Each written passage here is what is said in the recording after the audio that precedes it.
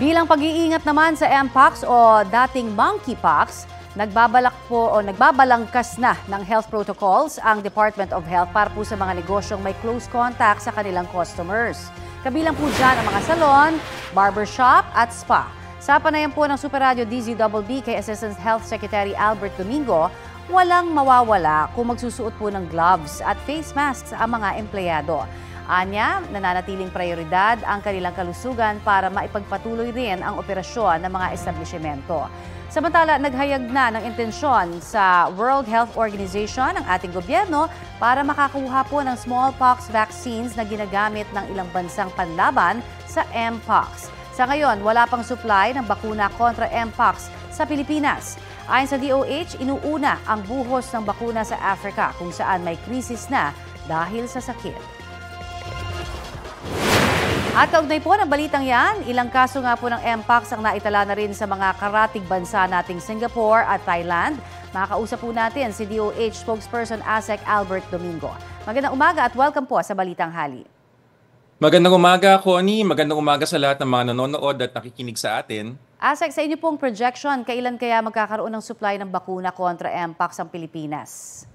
Nakaabang tayo, Connie, kung paano ang kilos sa pandaigdigang kalakaran ng kalusugan. Kaya nandyan yung WHO, yung World Health Organization.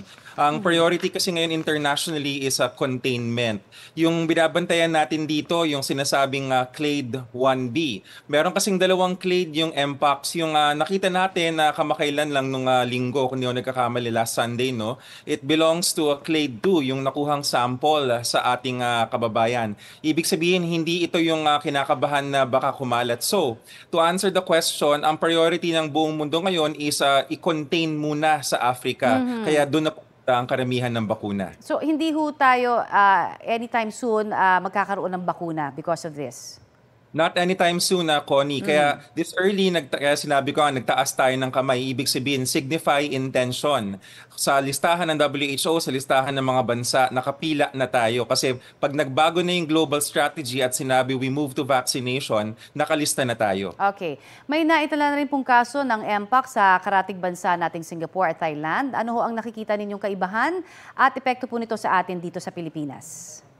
Diyan tayo, medyo nababahala, Connie, dun sa natala sa Thailand. No? Kagabi pumutok yung balita niyan. We had to verify at mukhang yung Clade 1B na sinasabi nga nating binabantayan nakarating sa Thailand. Thailand is only 3 hours away by plane from us. We are not saying na matakot tayo sa Thailand. Magaling ang mga Thai pagdating sa public health. Kaya tayo ay nagmamatsyag kung paano nila kinocontain ito. So we can also do the same when it will reach us. At narinig niyo po ng tama ang sinabi ko, when it reaches us, kasi it's only a matter of time, especially given the interconnectivity of nations today. At yung pong variant na yon ang mabilis makapangawa?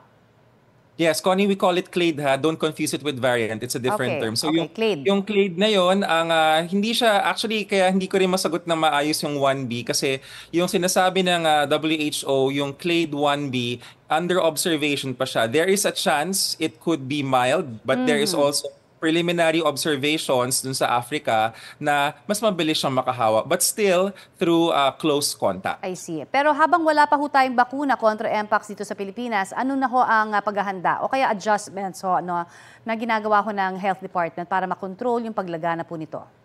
Yes, over this past week, Connie, and even up to now, no, habang naka-break ang lahat, tuloy-tuloy yung mga Viber messages, no, yung mga experts nag-a-advise sa atin. Nakita kasi natin na yung ating kaso nung last Sunday, hindi siya parang COVID-19 na sa emergency room lumitaw or nakita. Nagpunta siya sa isang dermatologist, which sabi nga natin, mukhang sila na yung magiging new warriors, new defenders natin pagdating dito sa Mpox. Kasi sakit siya sa balat, nakikita yung sintomas sa balat. So, ka-meeting natin doon na there was a representative from the Philippine Dermatologic Society and many other experts in infectious diseases. Andyan lagi yung mga infectious disease specialists. At napag-usapan, paano ba yung magiging referral networks at paano natin papadaliin at gagawing convenient ang pag-test para sa Mpox para mas maraming matest at malaman at matulungan na mag-isolate kung kailangan. I see. At maiba naman po ako, kaugnay naman po ito sa pagbabantay natin sa kaso po ng dengue na siyang tumataas din po ngayon. Posible ho bang magdeklara ng dengue outbreak sa buong bansa na? Hindi tayo magde-declare ng nationwide dengue outbreak. Nung nakita ni Secretary Ted last, I think Monday or earlier this week, no, sabi niya mukhang outbreak levels.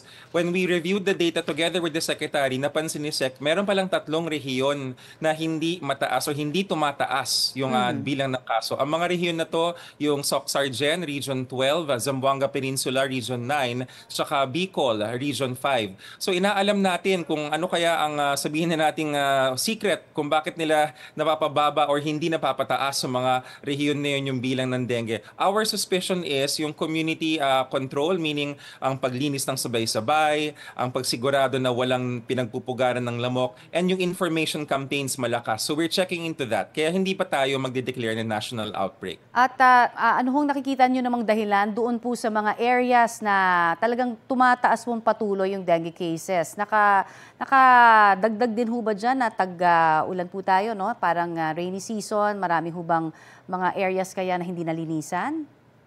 That's correct, Connie, no? Ang dengue kasi ay isang seasonal na sakit, no? Pagka talagang bumuhos ang ulan, tubig kasi yung dala ng ulan at doon naiipon at nagkakaroon ng kitikite. Nakikita ko sa monitor ngayon yung mga lamok. So pagka nagkaroon tayo ng kitikite, magiging dengue yan kasi pag lumipad na yan at naging lamok, taglay na nila, kukuha sila ng dugo sa isang taong may dengue, pagkagat nila sa kabila, hawa na. So talagang kailangan yung clean up campaigns natin para wag tayong dapuan ng lamok. Wala ho tayong nakikita ngayon na pwede hong vaccine, no, na po pwedeng pumasok sa bansa para ho sa dengue kaya?